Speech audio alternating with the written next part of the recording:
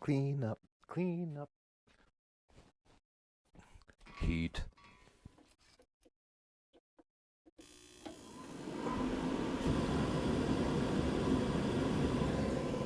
What a mess.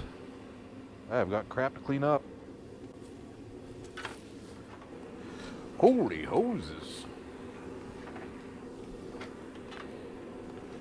Frozen cold hoses. Can I get to my hook? Maybe. Yes. Clean up, clean up. Everybody clean up. I don't know how that song goes. I just kind of heard it. Actually, it's my shower jam.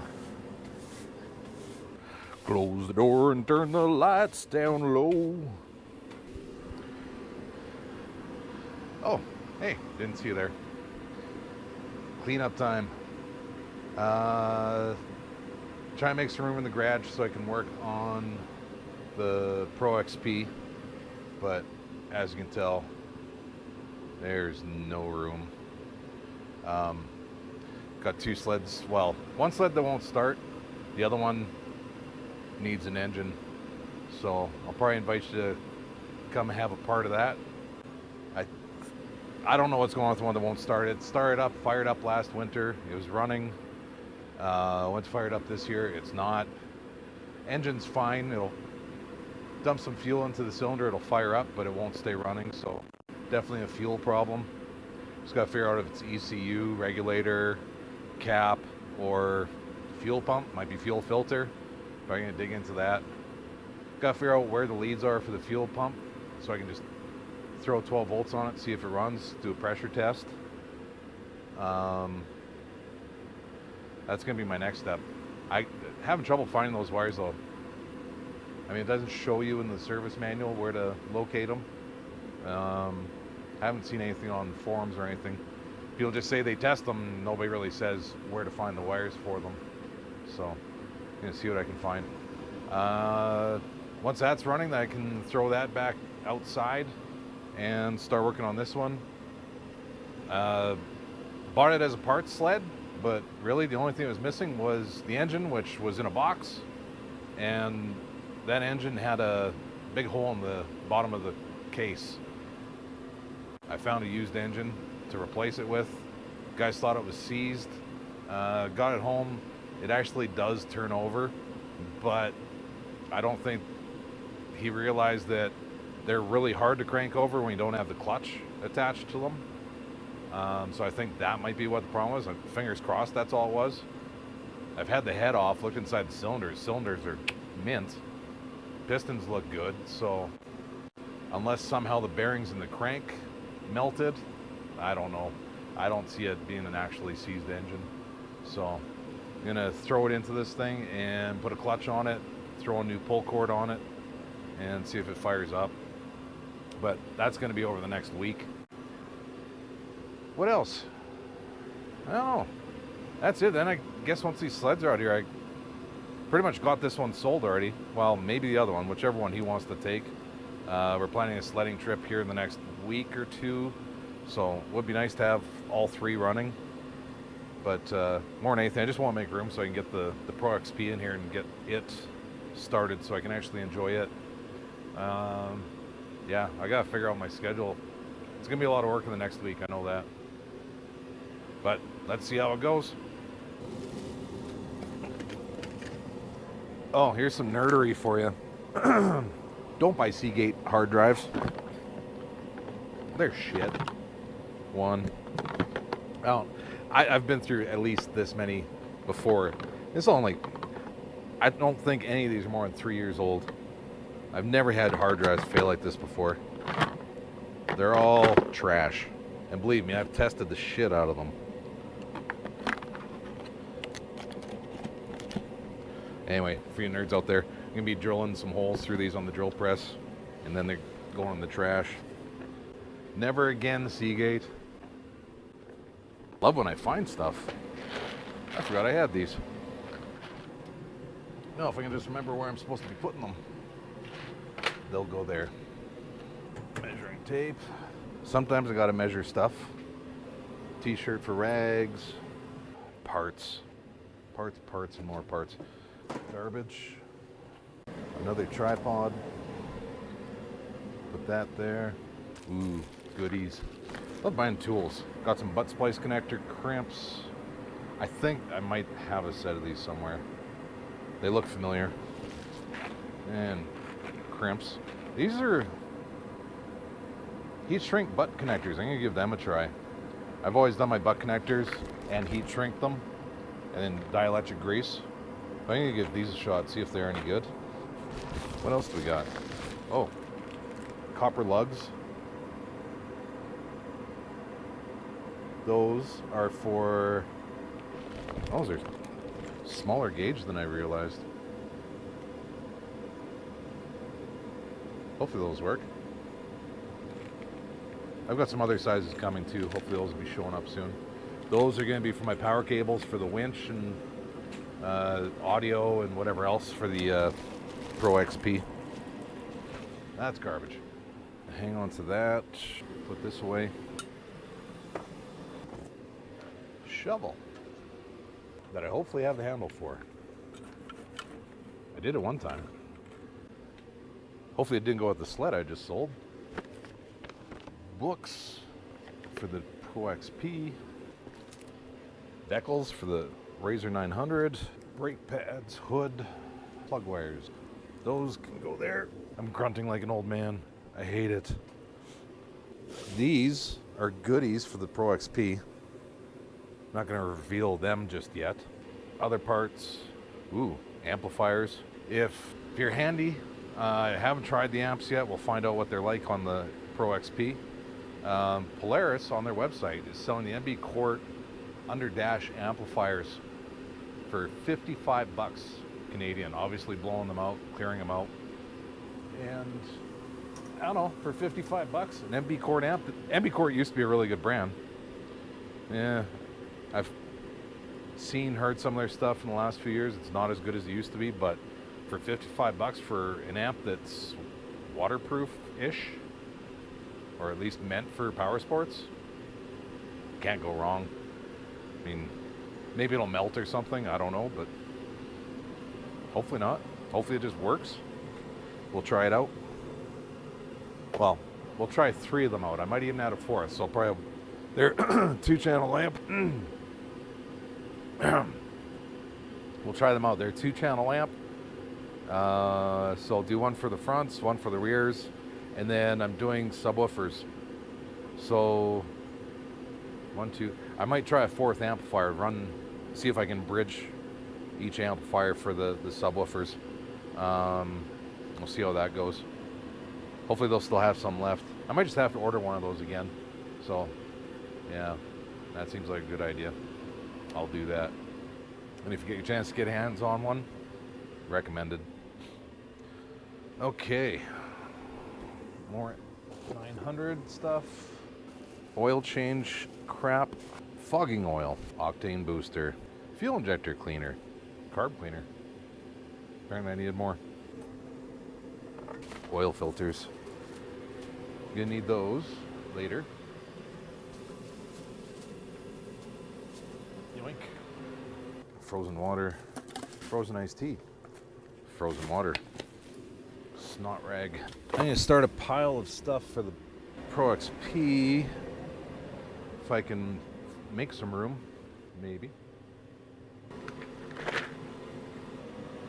I need a bigger shop space. Too much shit. Sander. I don't even know why I was using this. Help me.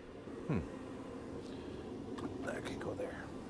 Battery charger that I'm not sure if it still works or if I just have really dead batteries. That can go there. Whew. Ow. Ow. Right in the middle of my hand too. Ah.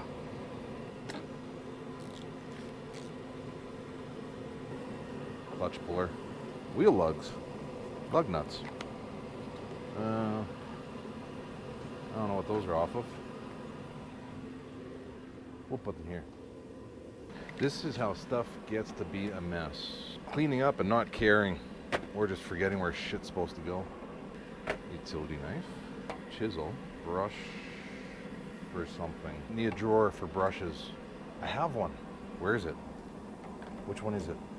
Chisels, pry bars, wrenches, sockets, t-shirt. Oh, brushes. We'll call this a specialty tool.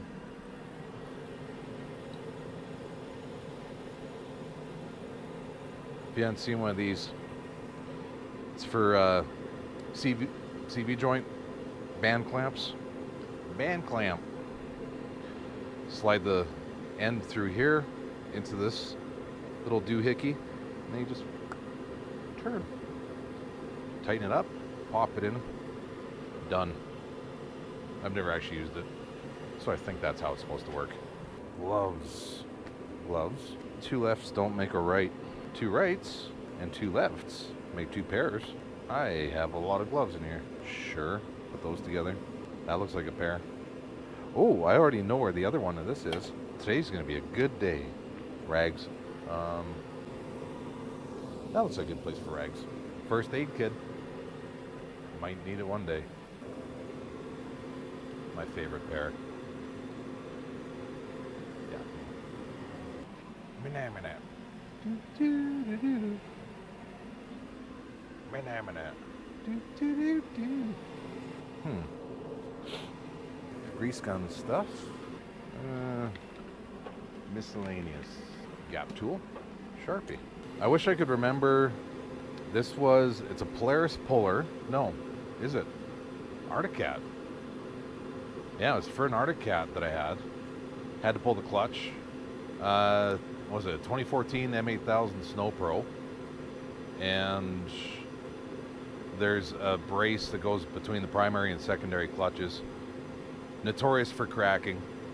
And you got to pull the clutches off, of course, to replace it. So my guy at Century Power Sports didn't have the right puller. This is the closest he could come. Had the right thread and thread pitch. This was, however, too fat. So all I had to do, I think it was like fat up to here. The end was still just right. Couldn't get it all the way in.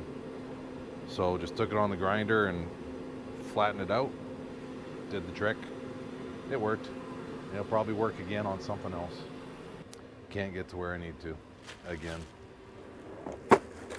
There was a reason I wanted room on this thing, and now I can't remember what it was. Pretty sure it was so I could put stuff on it, and I think it was this stuff, because this is what I'm supposed to be working on. Yep. Wonder what Derek Bierry's doing right now. You know, the more I watch that guy's channel grow, it's kind of awesome. I mean, I definitely, he deserves every last subscriber he's got. Started watching him about a year and a half ago, maybe even 2 years ago. Only had a few hundred subscribers at that time. And most unique, funny guy I think I've ever seen. Just super genuine. You feel like he's somebody you grew up with. So much fun to watch. Really entertaining. Just great sense of humor, super smart. I've learned a lot from him. I think a lot of people have. He knows his GMs, that's for sure. But I've seen him work on other vehicles too, and no sweat. I honestly think for YouTube, I'm seeing a lot of guys who do automotive and things like that. I don't know if people are emanating his behavior, or if it's just, like I say, he's got that familiarity, and maybe it's that sense of humor that we all kind of have, and we just see it in him because he just comes so naturally. I don't know. But I feel like we're going to see more and more copycats, and it makes a guy feel a little bit insecure, because when you exhibit some of the characteristics that he's got on YouTube, you can't help but wonder if people are going, oh, he's just trying to act like Derek Bierry, like Vice Grip Garage.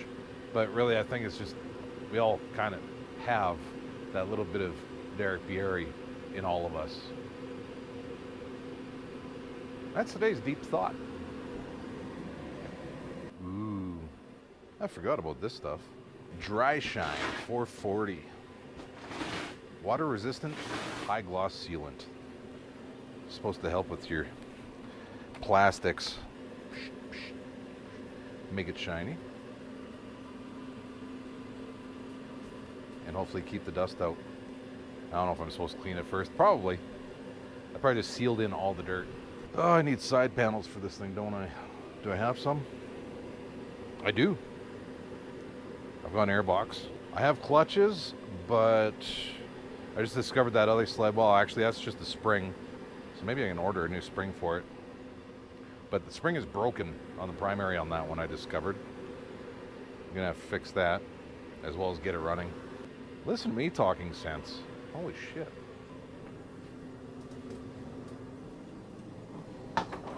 Ah.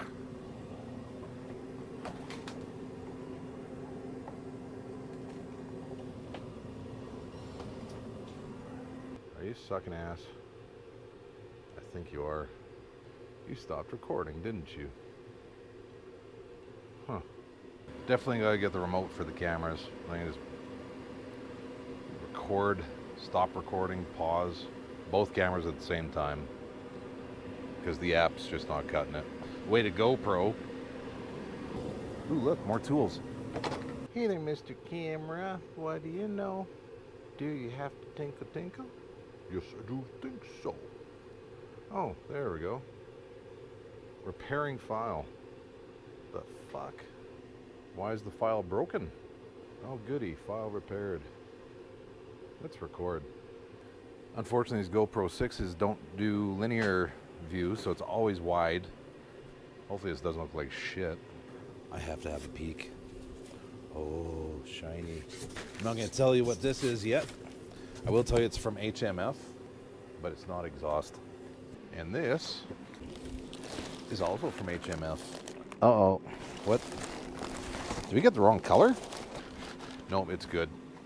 We'll reveal all that when the time comes. One day I'll give everybody a tour of all my shit. Then you'll understand why it's such a mess. Yeah, I know, I can sell it. The thing is, I don't like to sell stuff that's not in tip-top shape. I want it to be working. I don't want to have to apologize. If there's any fuel in there, it's old. I'm old. What I think I'm gonna do, try the regulator. I'm pretty sure I put a new regulator on that thing already. So maybe I'll try the cap off this one. See if that helps. Stop it.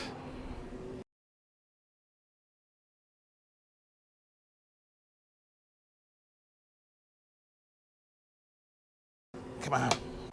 There, find the happy place. In case you don't know, electronics are under here. In the case of that machine, the cap is actually over here, whereas on other machines, I don't even remember what year and what model these are. Got to refresh my memory. It's been a while since I worked on them. That, I believe, is a knock sensor, if I remember right. Oh, that's already unbolted. Sweet. Normally it's just a screw here and a screw here, and then there's little keystone nubs. Slide it forward, fight with it, push on the nubs so you don't break them off, and lift them out. Here, I'll show you. So normally this is sitting like so, and you can see there's a little tab right there, little tab right there. And then on the back side, we've got these nubs there and there. And you can see them where they slide into right about there. There. Right down there. So you can see a keystone shape. And then there's another one right up here. ECU. Different ECUs for different machines. Injector color blue, different color injectors. Some of these machines had 4 injectors, some had only 2. Don't remember all the other differences off the top of my head. This is probably snake oil that will get removed. There's the cap. if this fries, that usually fries. When that fries, that usually fries. I'm hoping none of these are fried. Anyway, I'm going to start with popping that off, try it on the other machine, see if that helps the not running condition. It'll fire, it just won't go on its own, just not getting fuel. So it's possible there's not enough juice coming out of the cap on the other machine. It stores the charge, obviously. When you first give the pull cord a rip, this charges up, and then when it discharges, gives enough power to give the fuel pump a quick boost and get it going, as well as the ignition. So if that's faulty, and we can test that, we can actually charge it up with 12 volts and then measure it with the meter and look for voltage drop, see if it's storing a charge. If it's not, then it's bad. I suppose, you know what, rather than even swapping parts, I could actually just test the other cap. Yeah, might as well try that. So let's go over to that machine.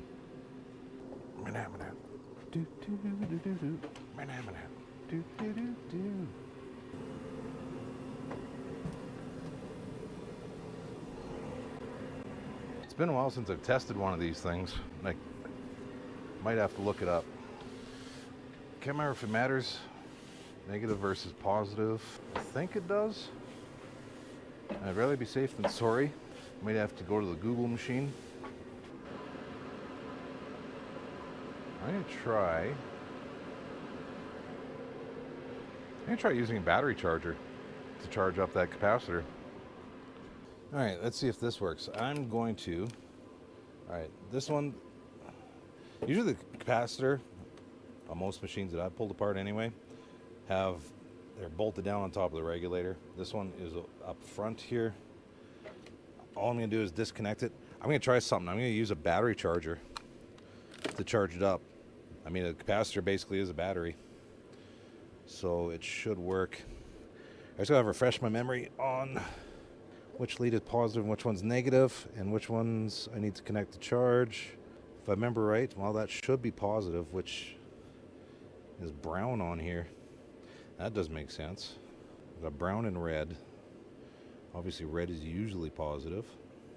Oh, I gotta turn to the Google machine because I can't remember. Better safe than sorry. Another problem I got, I need power.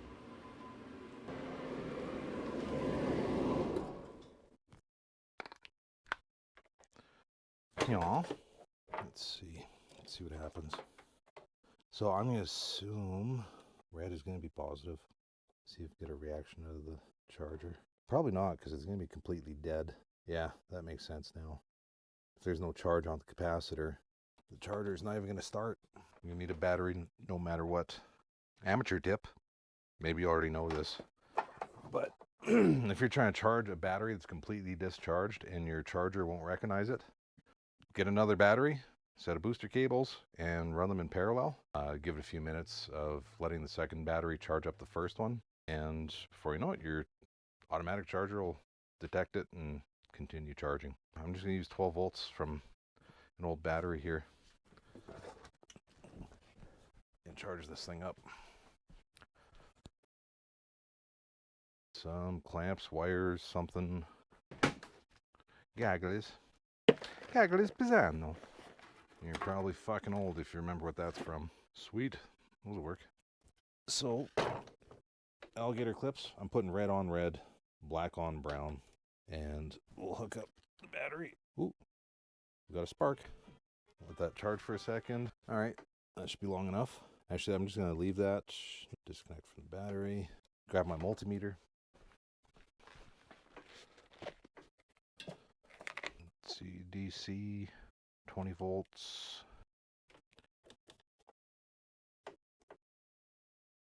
All right, it's holding strong at, whoops. Ah! Son of a, come on. All right, it's holding strong at 12.4 volts. I forget what the rule of thumb is. I think it should be discharging a lot faster than that, though, if it's bad. If I remember right, it dips, like, now. So, I think my cap is fine. Now, if I can remember, test the regulator. Stator side, 3 yellow wires. You can test across each of them, find out what the resistances are, tell if it's bad or not. I don't recall off the top of my head what they're supposed to be or what the combinations are. Don't think it was continuity test. It's definitely resistance to see if it's bad or not. And then there's also across the output side that you could test as well. And I'd have to look it up because I really don't remember. Just out of curiosity, now that I've got a charge on that cap, I kind of want to see if this thing fires up or not. I should probably open the door, but I don't want to freeze my ass. Oh well, be a big boy. Let's see how this goes. See if I can piss off my neighbor again. He hates people who have fun. Kill switch. Everything looks good. Let's find out.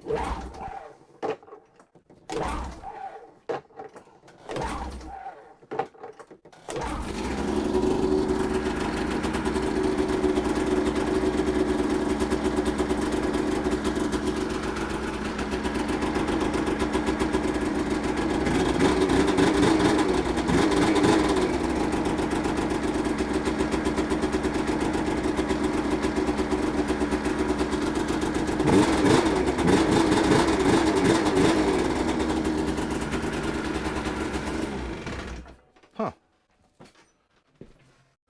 Well, that was easy. And I got some fanage happening. So there you have it. Apparently if your Polaris sled won't start after sitting all summer, and if you put fuel in the cylinders, fuel and 2-stroke oil, don't forget, and it fires up but won't stay running, try charging a capacitor. Apparently that works. You saw it here first. Here's an interesting thought. Is the stator charging? Let's try this again. Is the stator charging the capacitor? I wonder if it's not a bad stator. So my question is, voltage? Did I lose charge on the cap while I was running? Like, was it just running off of a stored charge? No, there's nothing there, so another possibility, maybe it's just a bad connection. I'm gonna try firing it up again, just see if it goes.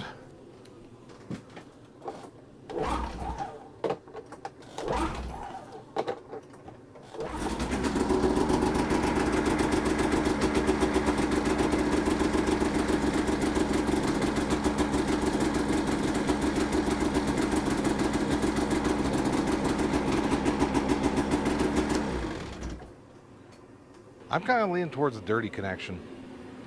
All right, I gotta go outside where I can breathe. I'll be back. So that's awesome. So you know what? I think I'm gonna call that a video for today. This is kind of a test run of a whole bunch of camera setup, including a lapel mic, because yeah, I've heard some YouTubers that don't use them and you get all the background noise.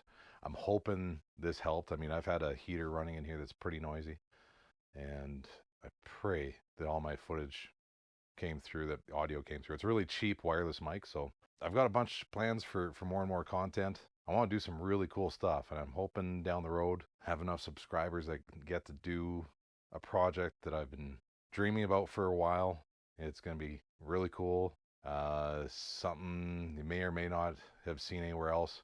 I can say it's something that's been done, but barely. It was just functional. I want to do something epic. I'm going to need your guys' help to do that. And I'm going to walk through that entire project. It's going to be a big project, but I think it'll be super cool. And hopefully I can get everybody's help with that down the road. Need your support. And to do that, hopefully you can subscribe. I'll try and keep the videos coming as much as I can. Hopefully you're enjoying them. Hopefully they're a lot of fun. We're going to be doing riding videos and stuff too. That's where you kind of see the real goofiness. This is just half of what I want to show you. Some of the stuff that I have trouble finding on YouTube when it comes to fixing. And I mean, I play around with sleds, I play around with quads, dirt bikes, not so much cars and trucks. That's, I don't know, out of my realm. Yeah, I have more fun with this stuff. It's more fun to tinker, easier to tinker on. Anyway, hopefully you like everything, and you can subscribe and do all the other stuff everybody says, you know, hit the bell button and whatever. Anyway, thanks for watching.